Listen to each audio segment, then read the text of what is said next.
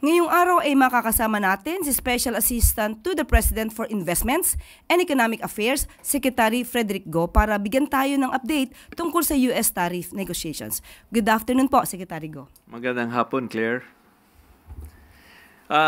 Napababa ng Pangulo natin ang US tariff from 20% to 19%. At ang sabi nga po ni President Trump na si Pangulong BBM ay mahusay, tough negotiator. Meron po akong apat na gustong i-explain po sa inyo, no? Ang unang-una, ang gusto kong ipaliwanag sa inyo na ito ay universal tariffs po galing sa Estados Unidos. Hindi po tayo nakipag-usapan sa kanila tungkol dito. This is something na inimpose po ng Amerika sa buong mundo. Okay? Ang pangalawang gusto kong paliwanag po sa inyo, ang magbabayad po nitong taripa ay hindi po tayo. Ang magbabayad ng taripa na to ay ang mga Amerikano, ang mga importers, ang mga buyers ng mga produkto galing sa buong mundo. So sa huli, ang magbabayad po nito mga tarifa ay mga consumers po ng Amerika. Mga mamamayan ng Amerika na bibili ng mga produkto na inimport nila, sila po ang magbabayad nito mga taripa. Pangatlo po, ang gusto kong talagang i-emphasize ay ang 19% na tariff on the Philippines is one of the lowest in Southeast Asia. Maliban sa Singapore na 10% ang tarifa nila, tayo na po ang second pinakamababa sa Southeast Asia. Bakit po ito importante? Importante ito dahil kapag mababa ang ating tarifa, makaka-attract po tayo ng mga foreign direct investors in the Philippines para magtayo ng mga pabrika, magtayo ng mga negosyo sa Pilipinas para makapag-export ng kanilang mga produkto sa Amerika. At kung hindi po mababa ang tarifa natin, itong mga foreign direct investors po ay magtatayo ng mga pabrika o ng mga negosyo nila sa mga iba't ibang bansa sa Southeast Asia. So, importante na tayong second to the lowest dito sa Southeast Asia para dito po sila magsitayo ng mga negosyo nila. At ang huling gusto kong ipahayag ay hindi pa po tapos ang negosasyon.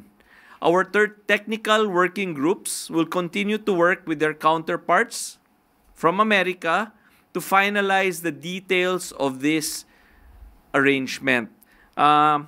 Marami pang kailangan pag-usapan. So, hindi pa po tayo tapos.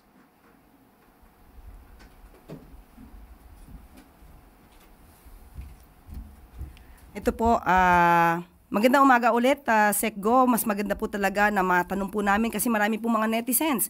Marami mga kababayan natin na medyo naaalarma kasi samot-saring mga opinion, espekulasyon ang nababasa nila, napapanood nila sa kanilang mga YouTube channels, no, at sa ibang mga social media platforms. So, ang tanong po muna natin, Secretary Go, ano po ba yung difference natin sa ibang bansa sa Asia, kagaya po ng Vietnam, na may 20% po na tariff rates na ipinataw ang US? Yeah, magandang pagkakataon to, no, para ma-debunk po natin lahat ng fake news at lahat ng mga maling akala. So, on Vietnam, Vietnam has two rates. Their base rate is 20%. And if they have transshipments, meaning products from another country, ang rate nila ay 40%. So, dalawa po ang rate ng Vietnam. 20% kapag gawa sa Vietnam, 40% kapag ang produkto ay, malaking porsyento ng produkto ay galing sa ibang bansa. So, at ang gusto kong talagang ma-stress ngayon ay, binigay ng Vietnam sa Amerika lahat. Full market access ang tawag doon. Mababasa ninyo lahat yan. Mga mahilig sa fake news, mababasa nyo yan. Full market access ang binigay ni Vietnam. In short, binigay na ni Vietnam lahat sa Amerika. At ang kapalit ay 20% at 40%. Sa atin po, 19% at hindi po natin binigay lahat. Okay. Maganda pong balita yan. Ito naman po, sa Indonesia po, na 19% din po, kagaya natin, ano po yung pagkakaiba natin? Yun, ang Indonesia rin, binigay din nila full market access. In short, binigay rin nila lahat. At ang kapalit nun ay 19%. At marami pang ibang pinangako ang Indonesia sa Amerika. Mababasa niyo po yun sa news. For example, nangako pa ang Indonesia na bibili sila ng 50 Boeing planes from America. Malaking bagay po to. Tayo, wala po tayong ganung pinangako. Okay po. May mga concern ng ibang politiko at mga ulat na maaapektuhan ang agricultural industries dahil binuksan daw natin sa US itong mga produkto natin na nandito sa Pilipinas. Gaano po ito katotoo? Hindi rin po to totoo. Magagaranti ko po sa inyo, talagang pinag-aralan namin lahat ng mga malalaking industriya natin sa Pilipinas. Lahat ng where we are a significant market producer. Hindi po natin to sinama sa binigay sa Amerika. So talagang binusisi po namin yan ng DTI. Ano yung mga produktong kailangan natin iprotektahan? Ano yung mga farmers natin na kailangan natin protektahan? At pinotektahan natin lahat po yan. Kasama po ba dito ang pagprotekta sa industriya ng asukal or sugar? Yes, sugar is not included in the concessions we granted.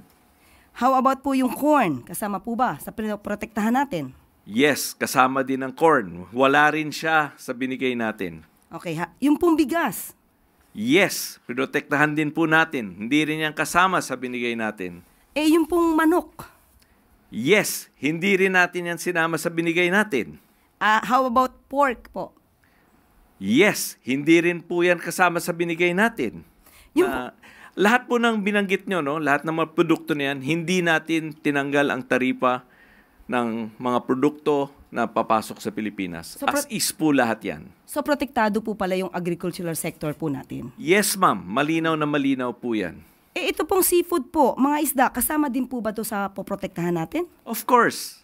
Yes, it is also not included in the concessions that we gave out.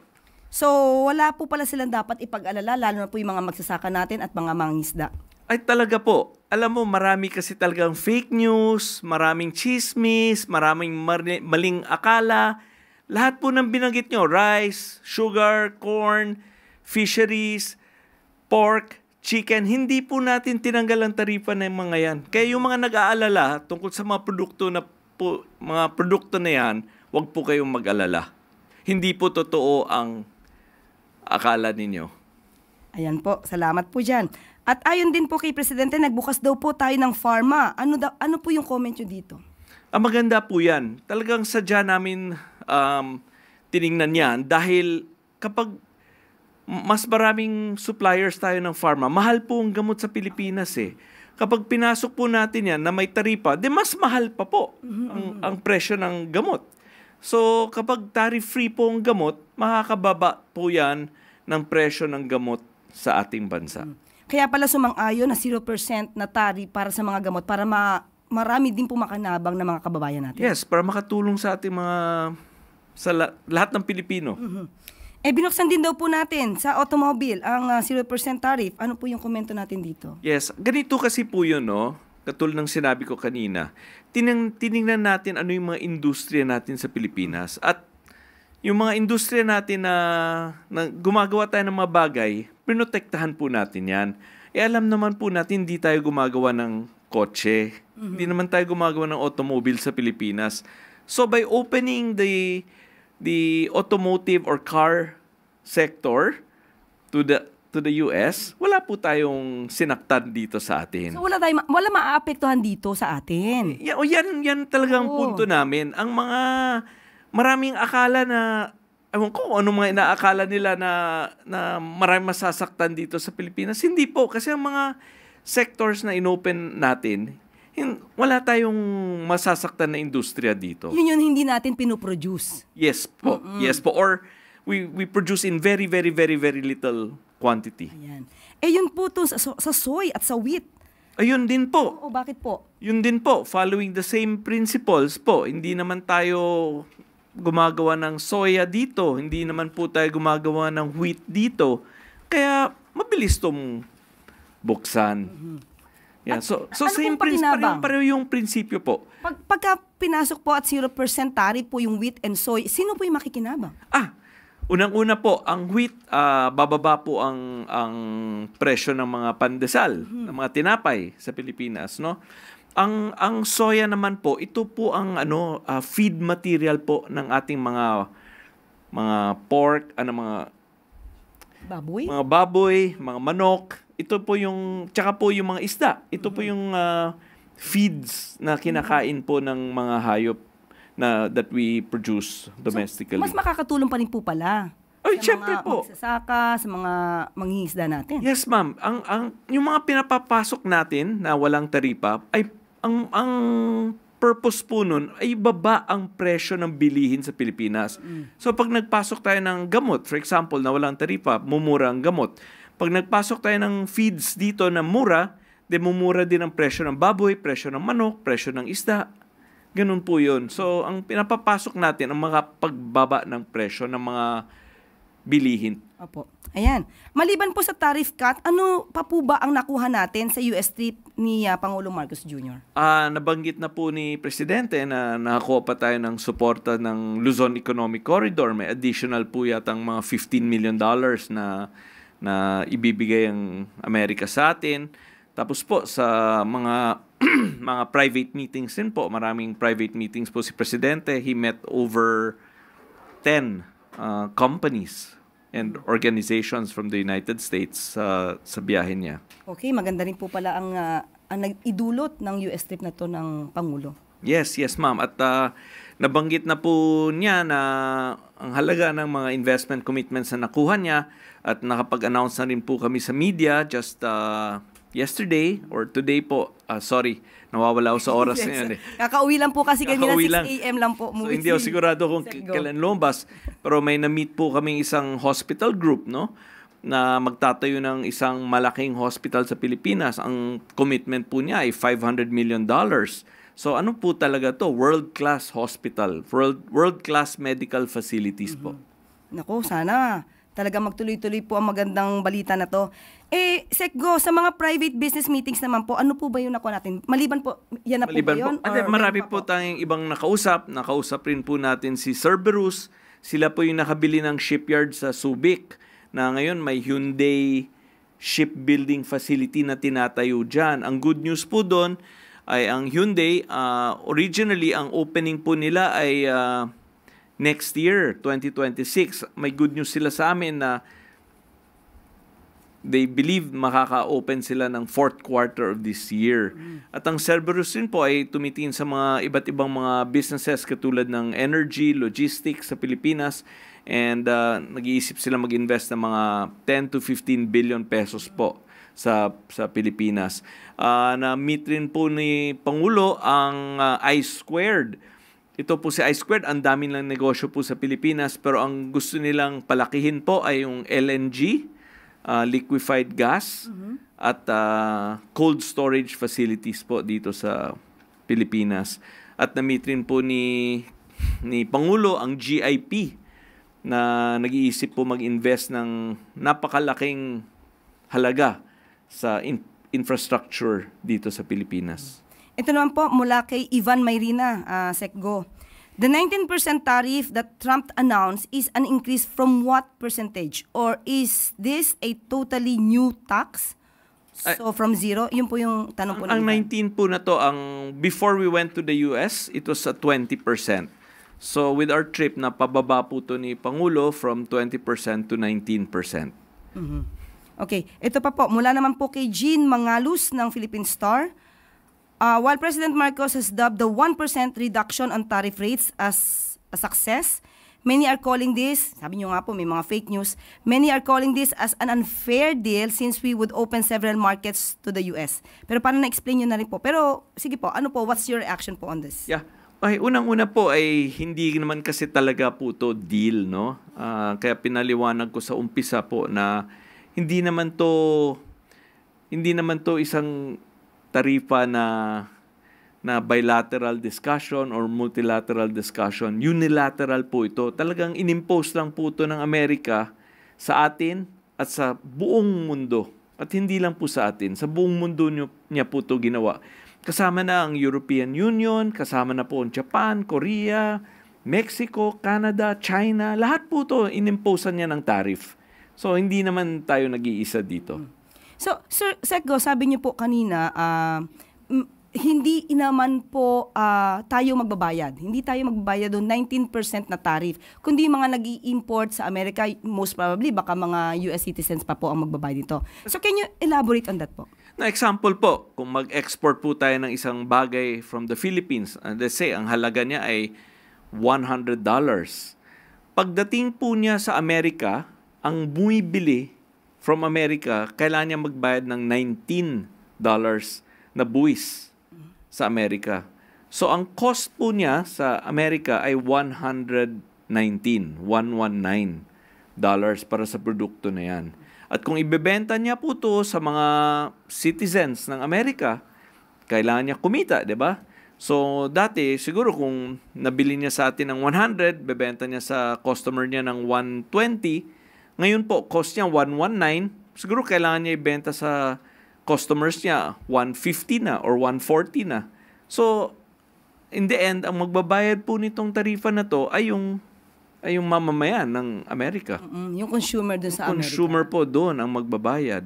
So, kapag ganun po tumaas ang presyo, halimbawa ng produkto ng Pilipinas, tataas sa Amerika, so mas lalo tayo dapat maging competitive para kahit medyo mahal, talagang i-grab pa rin nila yung produkto ng Pilipinas. Yes, in a way, you can say that.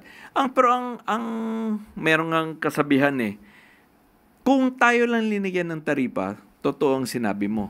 Pero kung linagyan din ng taripa yung buong mundo, pantay-pantay lang po lahat. So sir, ang ibig sabihin nito, since ang pinakamababa sa Asian is Singapore. Yes, 10%. At 10%, yes. Pero since sabi nyo kanina, wala tayo masyadong binigay na concession sa US. Kumbaga, talagang pinaglaban din ng Pangulo yung mga karapatan ng mga magsasaka natin, mga mangingisda natin, at iba mga industriya dito. So, ang lumalabas ba is parang second best tayo sa Singapore? We're really second best at 19%. At 19, kasi after Singapore at 10%, tayo na yung pangalawang pinakamababa. Pero, syempre, meron din tayong binigay sa Amerika, no, as concessions. However, talagang pinag-defend natin, pinagprotektahan natin yung mga importanteng mga sectors dito sa Pilipinas. At sa mga naririnig ko in the last few weeks, ang concerns talaga ay revolving around mga agrikultura, di ba? At talaga naman pinoprotektahan namin yan. So, never was there a moment na yung mga sectors na concerned sila ay binigay natin. Never natin po yan binigay. If you have personal knowledge po, Secgo, bakit tinawag na tough negotiator? Medyo nahihirapan bang magkaroon ng negosasyon with Pangulong Marcos? Kasi medyo ayaw niya ibigay to, kailangan ipaglaban to. May ganun po ba? Comment po yan ni President Trump. Ine-echo ko lang po yung sinabi niya. O yun po. At ito pa po, mula kay Alexis Romero. Parang nasagot nyo na rin po kanina. But anyway, banggitin ko na rin po. Ambassador Romualdez says the trade negotiations will continue. So, parang sinabi niyo po, opo, hindi pa po tapos ito. What are the desired outcomes of those negotiations? Well, yeah. Nabanggit ko na po kanina na hindi pa to tapos. Maraming pang kailangan pag-usapan. Lahat ng fine print. Parang kontrata po ito maraming pang detalye kailangan natin ayusin. At syempre, pinaglalaban din natin yung mga ibang mga sectors natin dito sa Pilipinas that are exporting to America. Siyempre, hihingi tayo na sana mapagbigyan na ng pabor ang mga export industries natin. So, kailangan din po rin na natin itong pangalagaan din. Of course. Ayan. So, maraming salamat, Secgo, sa iyong mga kasagutan sa mga katanungan ng mga netizens at from the MPC. Salamat po. Salamat. Thank you. At yan po mga kababayan, naliwanagan po tayo kung ano ang katotohanan mula sa mga taong tunay na nakakaalam at mismong kasama ng Pangulo sa meeting with US President Donald Trump. Huwag po tayo maniwala sa mga haka-haka at espekulasyon ng iba na hindi naman alam ang kabuuang naganap at wala mismo sa US trip ng Pangulo. Muli, atin pong binibigyan diin na hindi gagawin ng Pangulo at ng kanyang economic team ang anumang hakbang na makakasira sa ating ekonomiya, sa taong bayan at sa bagong Pilipinas. At bago po tayo magtapos, Good news po ito sa mga commuters sa Davao. Libreng sakay, nakaabot na sa Mindanao. Umabot na sa Mindanao ang libreng sakay ni President Ferdinand R. Marcos Jr. Inilunsad ngayong araw ng Department of Tourism or rather Department of Transportation ang unang libreng sakay program para sa mga bus na bumabiyahe sa rutang Lasang, Torohas via Sasa sa Davao City. Ang nasabing libreng sakay sa Davao City ay tugon ng DOTR katuwang ang LTFRB sa utos ni President Marcos Jr. na ibsan ang pang-araw-araw na kalbaryo ng mga commuter sa biyahe at pamasahe. Ayon kay Transportation Secretary Vince Dizon, pinag-aaralan na rin nila at ng LTFRB ang pagdagdag ng mga bus sa naturang ruta at pagdagdag ng iba pang mga rutang may libreng sakay tulad ng Kabagyo. Mahigit 6,000 passengers ang inaasang makikinabang dito araw-araw. Aabot naman sa 70 million pesos kada taon ang inilaang budget para sa libreng sakay na tatakbo mula 6 to 9 a.m. at 5 to 8 p.m. kada araw kahit weekend at holiday. Magpapatuloy ang libreng sakay hanggang sa 2028. Sa bagong Pilipinas, layo ng Pangulo na pagaanin ang pang-araw-araw na biyahe ng mga mananakay saan mang panig dito sa bansa. Libre na to, tuloy-tuloy, araw-araw, pati weekday, weekend. Pati holiday. No, libre pagka rush hour, no? So, libre ng rush hour, no? So, 6 to 9, 6 a.m. to 9 a.m. Tapos, 5 to 8 sa hapon. Babaguhin natin yung mga bus. Gawing parang mas modern. Tapos, meron ng oras, meron ng may mga bus stop na maayos. So, sana mapaspasan natin. So, magdagdag tayo ng isa pang rota, yung Kabagyo. Yes, sir. Oo, padagdag na natin. Kaya pa naman ng budget, Oo. Hindi, maliit na bagay yun kasi laking tulong sa... Sipin mo, 50 pesos a day. So makakasave ka ng 250 a week. No? Laki ng savings mo sa allowance. Mula Lasang na pala yung libre. Hanggang downtown. So ano po. Tapos dagdag po namin kagad yung sa isang rota. Oo. Ingat po kayo ha. Take care po. Take care po. Ingat po kayo. President Ferdinand R. Marcos Jr. always in action. Upang masiguro ang kaligtasan ng bawat isa sa oras ng sakuna, nanawagan si Pangulong Ferdinand R. Marcos Jr. ng pagpapatupad ng whole-of-government approach para masiguro ang walang tigil na tulong at suporta ng gobyerno sa mga kababayan nating binaha dulot ng malakas na pag-ulan dala ng bagyong Krising, Dante, Emong at ng hanging habagat. Kaninang umaga ay binisita ni Pangulong Marcos Jr. ang evacuation centers sa Mali Elementary School at Santa Ana Covered Court sa San Mateo, Rizal na lubhang nasalanta ng bagyo.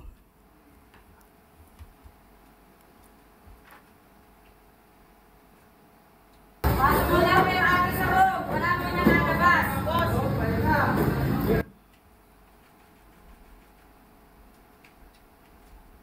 Wala mo yan. Hello sa amin.